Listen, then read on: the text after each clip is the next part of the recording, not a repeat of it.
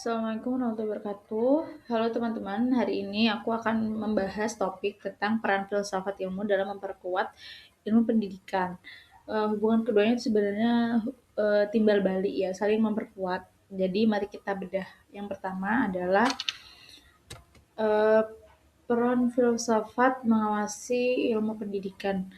Pertama, filsafat ilmu itu berperan sebagai pengawas dan memperkuat eksistensi ilmu pendidikan.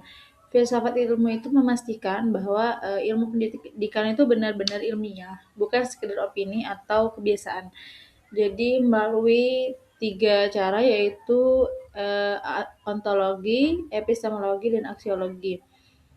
Dengan tiga pisau analisis ini, ilmu pendidikan jadi punya fondasi yang kuat dan gak mudah goyah ikut tren. Yang kemudian adalah pendidikan memperkuat filsafat ilmu. Keduanya itu kedua adalah hubungan ini tuh timbal balik. Jadi filsafat dan pendidikan itu hubungannya timbal balik. Pendidikan yang bermakna justru memperkuat perkembangan filsafat. Masalah lapangan jadi bahan refleksi teori itu. Jadi saat guru dan peneliti pendidik melakukan praktik di lapangan, mereka tuh menemukan masalah nyata. Misalnya, mengapa metode hafalan gagal di abad 21. Nah, masalah praktis ini kemudian menjadi bahan refleksi buat filsafat ilmu untuk mengembangkan teori baru tentang belajar dan pengetahuan. Jadi, lapangan pendidikan jadi laboratorium bagi filsafat ilmu. Kemudian filsafat ilmu sebagai pisau analisis ya. Kenapa disebut pisau analisis? Karena tiga cabang filsafat ilmu itu membedah persoalan pendidikan secara tajam. Seperti antologi. Antologi itu membedah apa hakikat peserta tadi apakah subjek atau objek atau subjek pendidikan.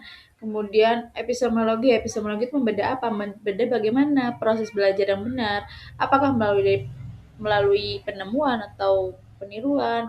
Kemudian aksiologi juga membedah nilai apa yang harus ditanamkan. Apakah kejujuran, kompetensi, atau gotong royong. Tanpa pisau ini, kebijakan pendidikan bisa salah sasaran karena hanya ikut-ikutan. Kemudian contoh penerapan kurikulum ya. Contoh konkret di dalam kurikulum kita pakai kurikulum Merdeka.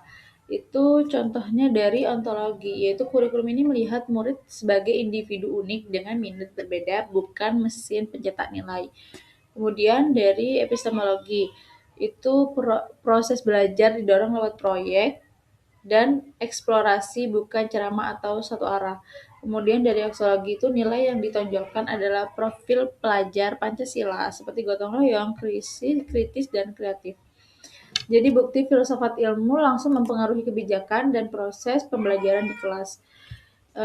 Jadi kesimpulannya, filsafat ilmu dan pendidikan itu seperti dua sisi mata uang. Filsafat itu menjaga ilmu pendidikan tetap ilmiah dan bernilai. Sebaliknya praktik pendidikan memberi bahan bakar bagi filsafat ilmu untuk terus berkembang.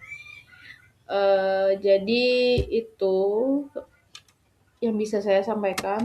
Terima kasih. Wassalamualaikum warahmatullahi wabarakatuh.